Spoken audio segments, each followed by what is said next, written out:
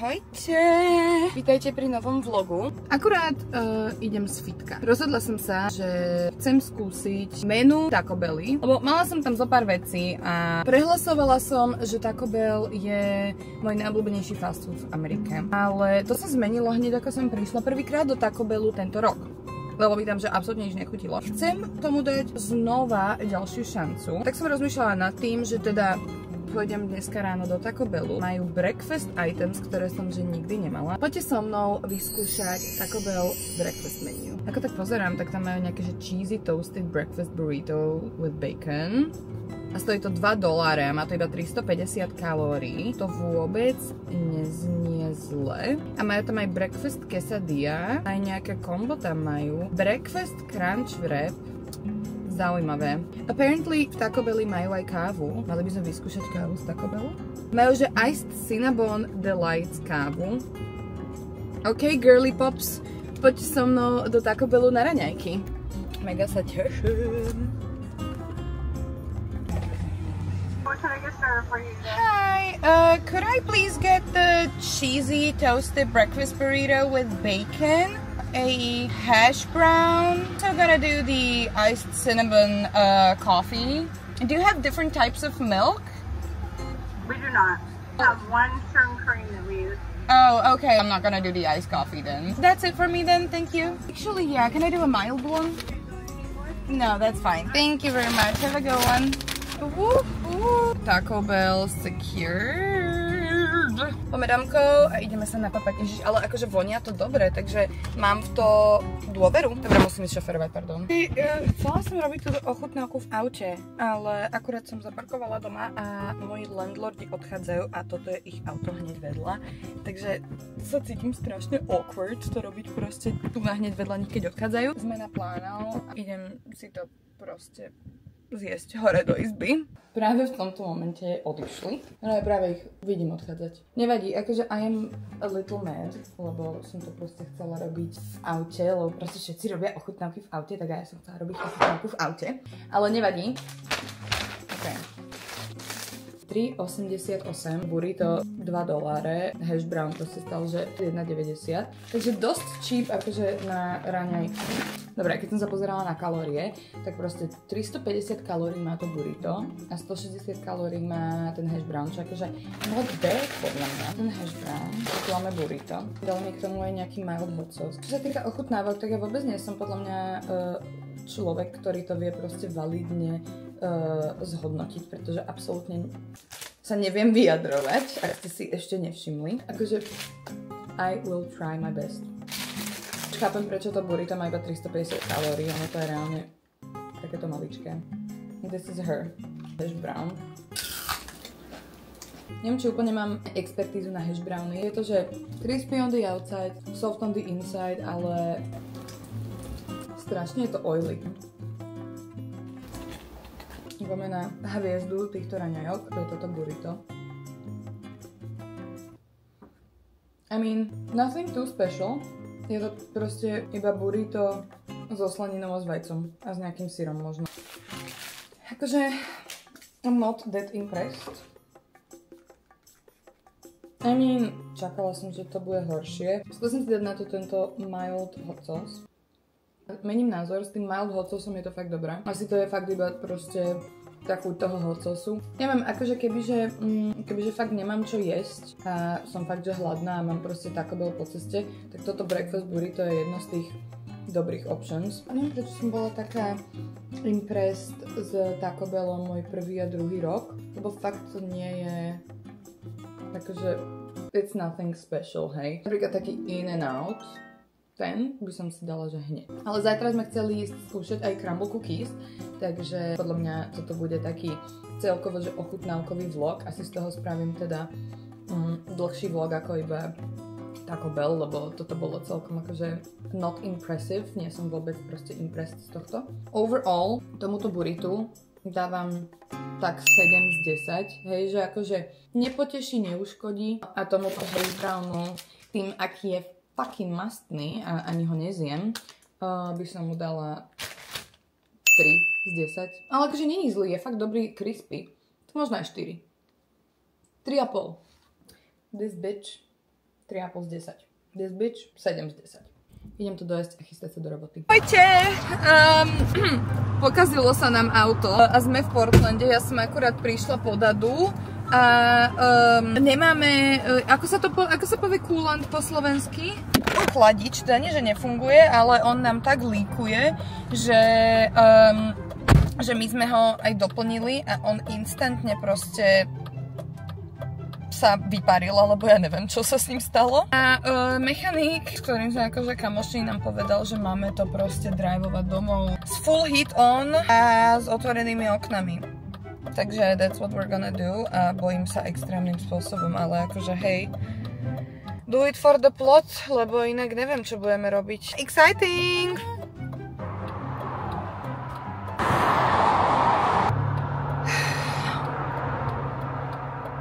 Desať minút sme išli v aute. Počkaj, to mi dalo asi nejaký iný Vancouver. Nedalo. Koľko to stojí? Najlacnejší. $192. To je najlacnejší. Kebyže ideme odtadiaľto, že z našej lokačky. Figuroutujeme, že čo urobiť, lebo je 9 hodín večer. Koľko toto stojí odtiaľto, hej? Tak a čo kebyže to urobíme tak, že počkáme, kým toto auto coolne, zavoláme tow, by to towli do Vancouveru a my sa odtiaľto dostaneme Uberom domov. No a zase koľko bude stáť ten tow? Prosím pekne, odtiaľka do Seaside stojí okolo $400. Sa budeme snažiť to odšoferovať 5 minút na také parkovisko, čo sme našli. Tam to necháme tomu nášmu mechanikovi, kamošovi. On si tam potom príde a my potom pôjdeme Uberom domov. Ten Uber stojí že vraj $100 iba. Tak I'm praying to God, že to naozaj bude iba $100. Lebo chceli sme to odtiahnuť a odťahovka povedala, že $800. Ja sa naraz zabijem. Prečo ja mám proste vždycky takéto nešťastie s autami? Minulý rok som cez leto mala 2 autá. Jedno bolo staré a akože to chápem, že sa pokazilo na highway, ale to druhé bolo úplne nové, to som mala počas môjho road tripu a ja som musela z môjho road tripu nejakým spôsobom sa dopraviť proste domov do Coloráda, teda akože do Coloráda po svoje veci a potom do New Yorku. Ja som zaplatila $400 za taxík na letisko v Kalifornii. A teraz sa to proste deje zase. Popla som to, ale vidíš, ako pomaly tak pičovina klesa. Tak rýchlo musíme ísť. Poďme na tú, áno, máš navigačku na tú... Áno. To segway. Ideme. Dobre, sme momentálne v aute zaparkované pri nejakom Safeway v random meste pri Portlande. No, a teda čo sa stalo je, že sme skoro zomreli na diaľnici, lebo Emily...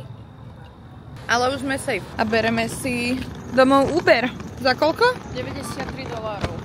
To tak 2 hodiny cesty. Hi there. Made it domov.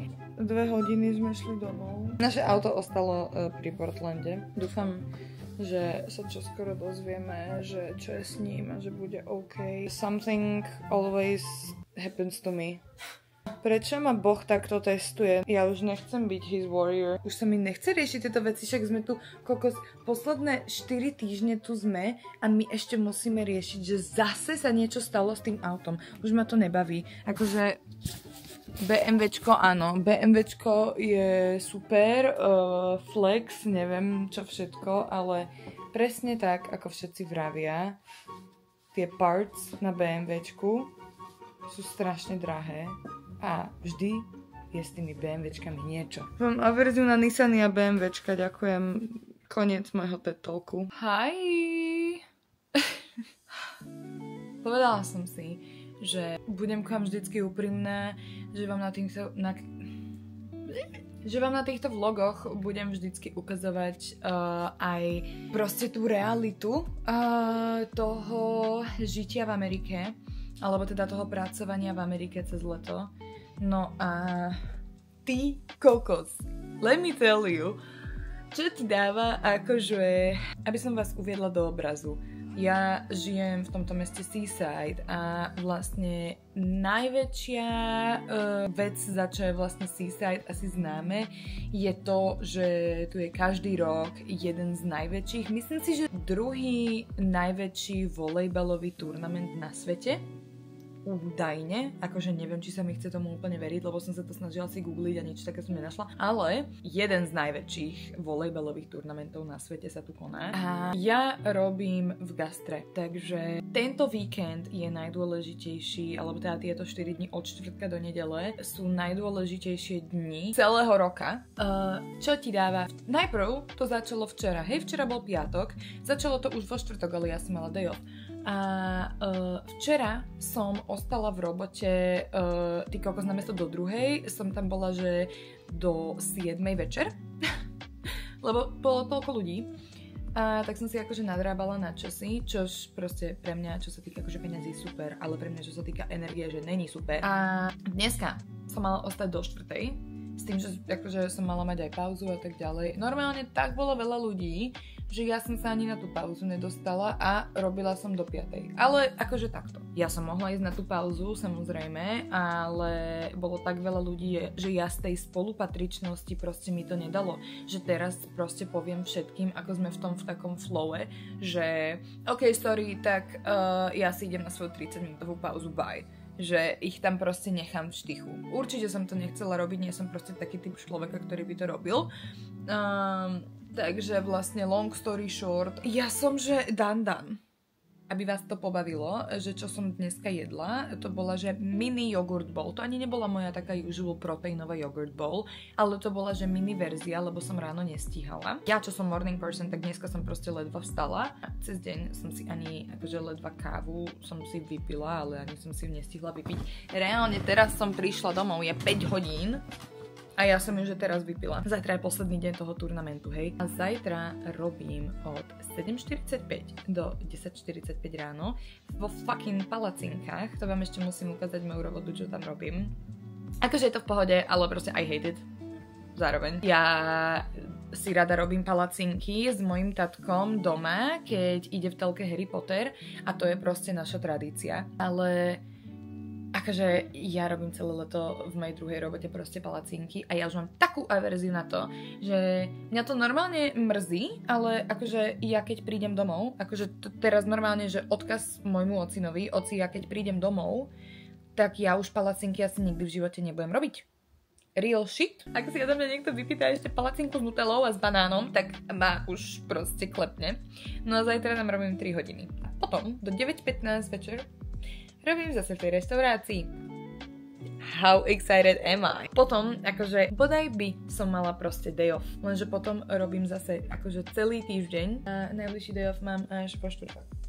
Som reálne vyčerpaná, nezvládam. Po celom dni som sa konečne dostala ku jedlu. Otvorila som si sendvič, ktorý sa spravil dneska náhodou, omylom. Ja ani neviem, čo v tom sendviči je. Viem, že je tam kura, alebo teda kuracia šunka. To je jediné, čo mi stačí, aby som vedela. Neviem, moja tvár sa už začína podobať na majonézu, lebo už taká som mastná. Takže anyway, došla som domov s tým, že idem si urobiť nejaké tie svoje home chores, ktoré som nestihala urobiť predtým. By the way, to auto, ktoré bolo pokazené pred pár dňami, už stihlo byť aj opravené, takže už nám znova funguje auto a teda fingers fucking crossed, že už sa nám nepokazí. To znamená, že ja si musím ísť kúpiť nejaké groceries. Hlavnú vec, ktorú si chcem že mega kúpiť, je zase proteín, lebo I ran out a ja si robím proste proteínové yogurt bowls skoro každý večer a mám s tým úplne že najväčšiu obsesiu. Takže asi poďte so mnou znova nakupovať. Ja nič iné nerobím, ja tu iba v Amerike nakupujem. Či to sú nejaké beauty veci, alebo nejaké oblečenie, alebo proste iba fucking groceries. Ale reálne, čo ja tu môžem robiť? Že akože ja tu okrem tohto, že nakupujem, že šoférujem za nákupmi, alebo že šoférujem na pláž, nemôžem robiť ako keby absolútne nič. I guess, poďte so mnou na nákupy. No. Ja vás viem, že takto položený. Ja vôbec neviem, že či ma vidíte, ale akože v poriadku. Ja som vám ešte chcela povedať, že čo sa vlastne stalo s týmto autom, lebo v tých predchádzajúcich klipoch ani neviete, že čo tomu autu bolo. V podstate nám praskol, že radiátor v aute. Mám pocit, že každý týždeň je s tým autom niečo nové zlé. My sme viacej podľa mňa to auto mali v oprave, ako sme ho reálne šoferovali za toto leto, takže ma to mega mrzí, ale tak dostalo nás to places zatiaľ, hej. No ale už je to opravené, takže takto fingers crossed, že už s ním nič nebude. Už sme tu len posledné 4 týždne, takže dúfam, že už to bude proste fully working. A tak, dneska je sobota. Včera vyšiel nový album od Gana. Ja som ho ešte nepočula celý. Inak vyzerám, že mám taký výško 50 kg, ale zase není to až tak ďaleko od pravdy, si myslím, lebo oficiálne som v Amerike pribrala 5 kg. 5 kg! Takže slay girl. Good for me. Love it. Absolutely love it. No a ja som si nezapla hudbu, pre Boha. Ja šoferujem bez hudby, toto není možné. Počkajte, ja musím zastaviť. Lebo teraz ma není vidno. Pre Boha. Subject lost. I'm found. I'm not found. To na mňa nebude zaostrovať tento fucking gimbal, halo. Ešte, že za mnou není žiadne auto. Ale ja neviem, jak si vás tu položím. Are we all good? No. Teraz to už konečne funguje. Za mnou není žiadne auto a ja som konektnutá. Dobre.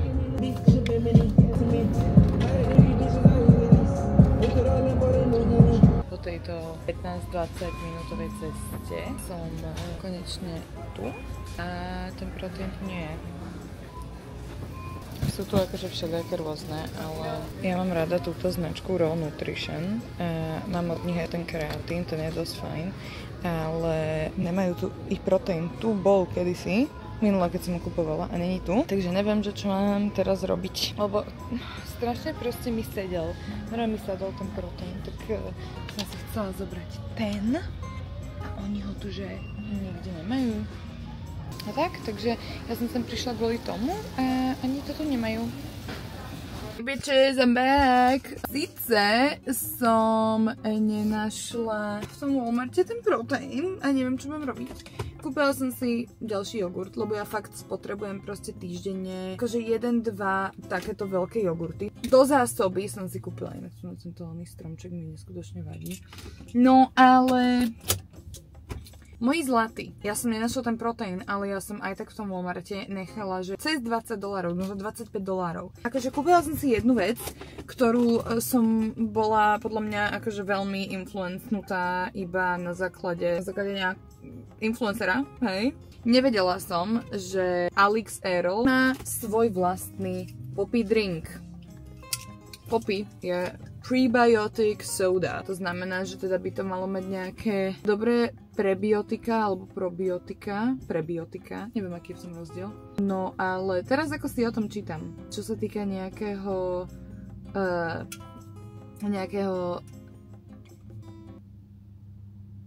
zdroja vlákniny, tak to má iba 3 gramy vlákniny a 30 kalórií. Ideme ochutnať ASMR trošku. Malina. Akože je to fajn. Proste ochutená malinová voda. Ja inak úprimne nemám rada, že ochutené vody. Takže neviem, na čo som to kúpila. Úplne to bolo proste pointless. Ale toto nebola akože podľa mňa nejaká drahá vec. Lebo ja neviem, že na čo som utratila že $22. Ja som si kúpila, viete čo? Jogurt. Dobre, jogurt stojí $7, hej. Koľko to je?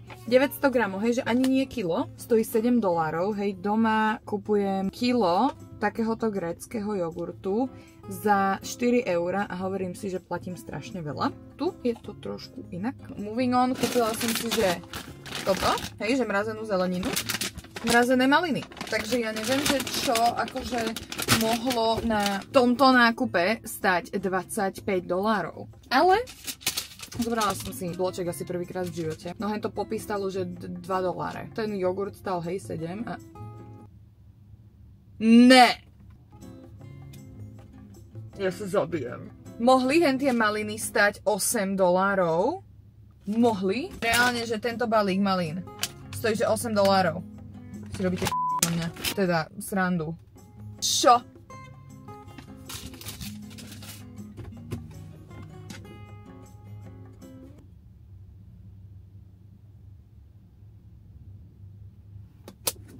Čo budem robiť, no? Ideš tomu a ideš hneď rovno 25. Toto je život tu. I love my life. Aspoň bude naložená moja yogurt bowl s týmito malinami. Bez extra proteínu, ale s malinami. Pomoc. A tu v aute je nejaký random typek, ktorý tu proste stokuje. Pomoc. Mega divné. Akože on je vedľa v aute. Za mnou. A ja neviem, čo robí. Dobre, idem domov. Akorát editujem toto video. A uvedomila som si, že zas a raz som zabudla ukončiť tento vlog. Takže som vám chcela iba poďakovať za to, že ste to dopozerali až do konca. A I promise you, že sa zlepším aspoň v ukončovaní tých vlogov. A už som actually začala strihať rovno aj ďalšie. Takže budem sa snažiť byť viacej konzistentná s týmito videami, aby vychádzali častejšie, nielen proste raz za mesiac alebo raz za 2 týždne. A tak, dúfam, že ste si užili môj overpriced haul a v ďalšom vlogu budem nakupovať do Kostka a budem robiť aj house tour tohto domu, v ktorom žijeme. Takže sa máte na čo tešiť a ja sa na vás teším na budúce. Bye!